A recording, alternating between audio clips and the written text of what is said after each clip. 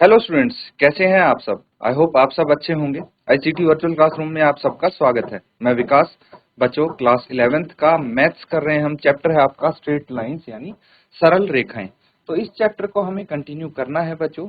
देखिए, कुछ बेसिक चीजें हमने की थी, एक बार रिकैप कर लेते हैं, उनको रिवाइज कर लेते हैं, उसके बाद हम क्वेश्चंस कर पाएंगे।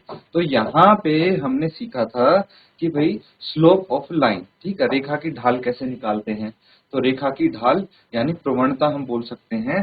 तो उसमें फॉर्मूला होता है आपका, देखिए m is equal to y two minus y one upon x two minus x one, या फिर टेन थीटा होता है।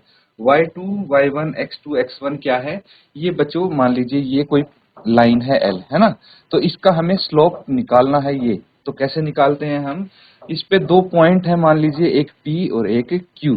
तो P के जो कोऑर्डिनेट्स हैं वो x1 y1 और Q के x2 y2। तो यहां से ये फॉर्मूला आपका आता है। फिर जब दो लाइन होते हैं तो दोनों के स्लोप क्या होंगे, अगर दो लाइन पैरेलल हैं, समांतर हैं, तो दोनों के स्लोप बराबर होने चाहिए बच्चों, दोनों के ढाल बराबर होंगे। और अगर लाइन परपेंडिकुलर है, ठीक है, परपेंडिकुलर है, तो क्या होंगे बच्चों, इन दोनों को अगर मल्टीप्लाई करेंगे तो आंसर आएगा -1, ठीक है बच्चों। और यहाँ पे अगर इनके बीच का कोई भी दो लाइन है क्रॉस कर रही है इस तरह से, और इनके बीच का हमें एंगल निकालना है, ठीक है, तो उसका फॉर्मूला ये हो जाएगा, ठीक है। तो सब समझ में आ गया है। एक बार इसको देख लीजिए, नोट कर लीजिए, उसके बाद हम क्वेश्चंस करेंगे बच्चों।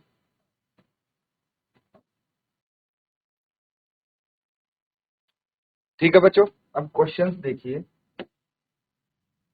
ये क्वेश्चन है, क्या बोला गया है इसमें, पाइथागोरस प्रमेय के प्रयोग बिना किए, ठीक है, इसमें बिना इसके प्रयोग के बोला गया है आपको। पाइथागोरस प्रमेय के प्रयोग बिना दिखलाइए कि बिंदु 4 4 3 5 और -1 त्रिभुज के शीर्ष हैं। कौन से त्रिभुज के, राइट एंगल ट्रायंगल, समकोण त्रिभुज के। लिखेंगे आप यहाँ पे, क्या लिखेंगे,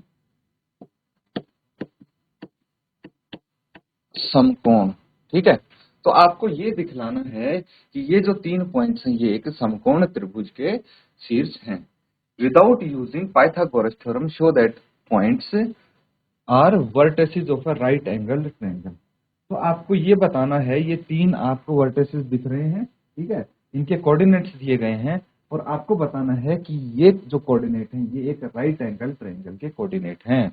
लेकिन पाइथागोरस थ्योरम यूज नहीं करना। अभी तक हम कैसे प्रूव करते आ रहे थे, पाइथागोरस थ्योरम की हेल्प से, लेकिन अब हमें उसके हेल्प के बिना, पाइथागोरस थ्योरम के यूज के बिना हमें इसको प्रूव करना है। चलिए नोट डाउन कीजिए और सॉल्व करेंगे इसको। तो ठीक है बच्चों, अब इसको हम सॉल्व करने की कोशिश करेंगे। ध्यान देंगे यहाँ पे सब बच्चे। एक बार तो हम जो आपको कोऑर्डिनेट्स दिए हैं, ठीक है, उनको यहाँ पे बनाने की कोशिश करते हैं।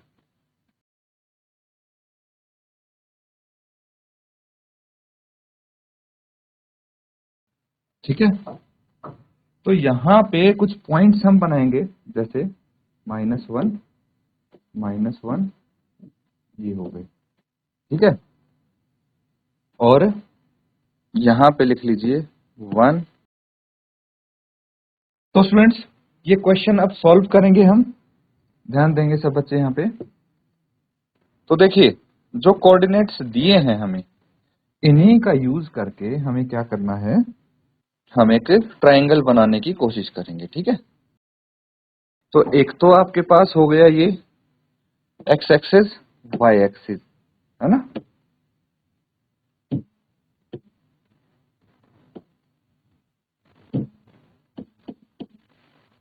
y डैश, तो ये -1 है ना।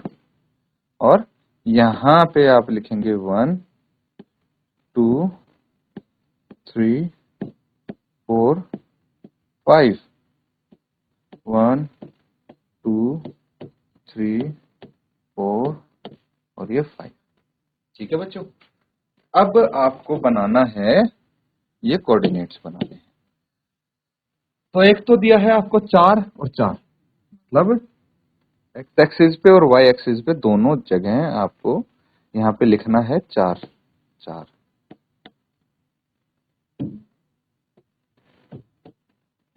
ठीक है। दूसरा कोऑर्डिनेट दिया है 3 और 5, यानी एक्स एक्सिस पे 3 है, वाई एक्सिस पे 5 है, तो यहां कहीं होना चाहिए, है ना, 3 और 5। और तीसरा कोऑर्डिनेट है -1 एंड -1, ये हो गया। समझ में आ रहा है? तो फटाफट अब हम इनको ज्वाइन कर देंगे। ठीक है, तो ये इसके कोऑर्डिनेट्स हैं। अब देखिए ध्यान से, अगर हमें यहाँ पे ये प्रूव करना है कि ये जो ट्रायंगल है ये राइट एंगल ट्रायंगल है। कैसा है? राइट एंगल ट्रायंगल है। मान लीजिए ए बी सी ये हो गया है, तो पाइथागोरस थ्योरम का यूज कर नहीं सकते, नहीं तो इसकी भाई लेंथ निकालते हम तीनों साइड की और पाइथागोरस थ्योरम अप्लाई करते, और पाइथागोरस थ्योरम अप्लाई करके हम देखते कि भाई अगर वो अप्लाई हो जाती है तो ये राइट एंगल ट्रायंगल होता, नहीं तो नहीं होता। लेकिन अगर पाइथागोरस थ्योरम अप्लाई नहीं करेंगे तो हम दूसरा तरीका अप्लाई कर सकते हैं जिसको बोलते हैं स्लोप, है ना। ये देखिए, ये हो गया एक स्लोप m1, है ना, एक लाइन हमने ये ले ली, दूसरी लाइन ले ली हमने ये, है ना, जो BC है, इसको आगे एक्सटेंड कर लेंगे हम, आगे एक्सटेंड करके ये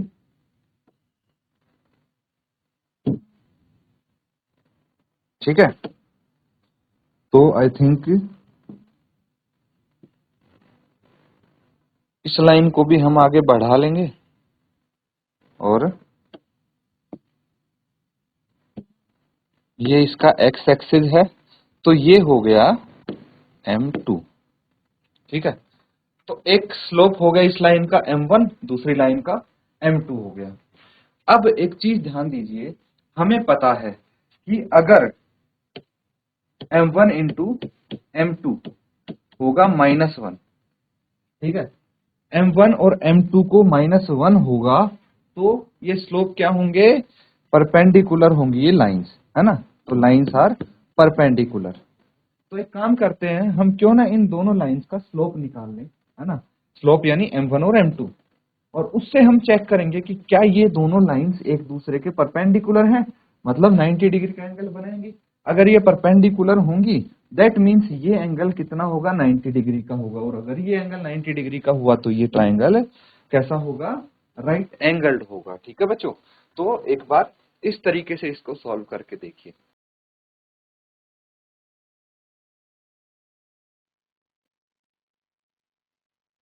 तो ठीक है बच्चों, अब ध्यान दीजिए, यहाँ पे हम क्या कर सकते हैं, हमें पता है if m1 into m2 is equal to -1, then अगर ये -1 है तो क्या होगा? Then lines are perpendicular. ठीक है, अगर ये -1 हो जाएगा इनका मल्टीप्लीकेशन तो लाइन परपेंडिकुलर होंगे। अब स्लोप निकालते हैं, है ना। We know that slope of line, है ना, स्लोप ऑफ लाइन, इसको हम m से रिप्रेजेंट कर देते हैं। क्या हो जाएगा ये? y2 minus y1 upon x2 minus x1, यही हो जाएगा। तो देयरफॉर m1 कैसे निकालेंगे? m1 ये लाइन हो गई, है ना, इसका स्लोप निकालिए, एक पॉइंट तो ये है और एक ये है, तो यहाँ पे x1 y1 ये हो गए और x2 y2 ये हो जाएंगे, तो यानी 4 माइनस -1 बटे 4 माइनस -1, कितना आ जाएगा ये? 4 प्लस 1 बटे 4 प्लस 1, है ना, और ये हो जाएगा 5 बटे 5, दैट इज 1। तो ये आ गया बच्चों आपके पास 1। ठीक है, अब हम दूसरा स्लोप निकालते हैं m2। m2 कितना हो जाएगा? चलिए देखते हैं। इस केस में ये y1 हो जाएगा x1, और ये y1 ये x2 y2 हो जाएंगे। तो आप लिखेंगे 5 माइनस 4 बटे 3 माइनस 4, दैट इज 1/-1। तो m2 कितना आ जाएगा आपके पास, -1। m1 है 1, m2 है -1, है ना। तो इनको मल्टीप्लाई करके देखेंगे अब कि ये चीज हमारी सेटिस्फाई होती है या नहीं। पहले नोट कीजिए फिर आगे।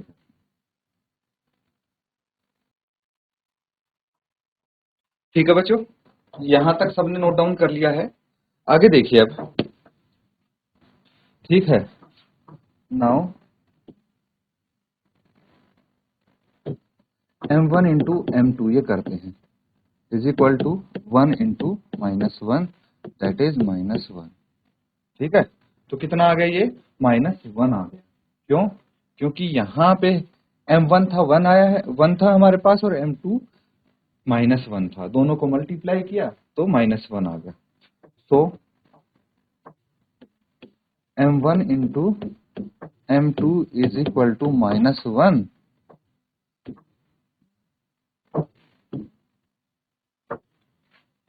Lines are perpendicular, lines perpendicular हो जाएंगी। ठीक है, अगर लाइन्स परपेंडिकुलर हुई, ये दोनों लाइन परपेंडिकुलर हो गई, तो ये एंगल 90 डिग्री का होगा, है ना। तो आप बोल सकते हैं as there is a 90 degree angle of this triangle, therefore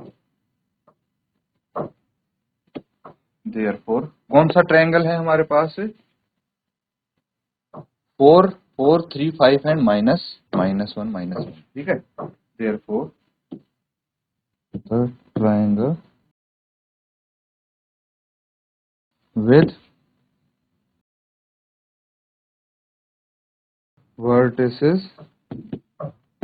4 4 3 5 and -1 is कैसा है ये, राइट एंगल्ड।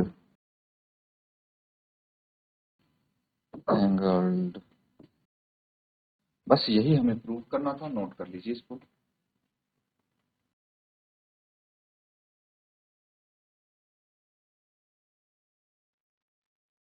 ठीक है बच्चों, नोट डाउन कर लिया सबने। आगे देखिए अब एक क्वेश्चन है, इसको समझ लीजिए, बाकी होमवर्क में आप इसको करके लेके आएंगे। Find the slope of the line which makes an angle of 30 degree with the positive direction of y axis measured anti clockwise. तो ये बोल रहा है उस रेखा का समीकरण ज्ञात कीजिए। ठीक है, स्लोप बताना है आपको, उस रेखा का क्या बताना है, स्लोप बताना है, ढाल बताना है। तो यहाँ पे ढाल हो जाएगा बच्चों, है ना।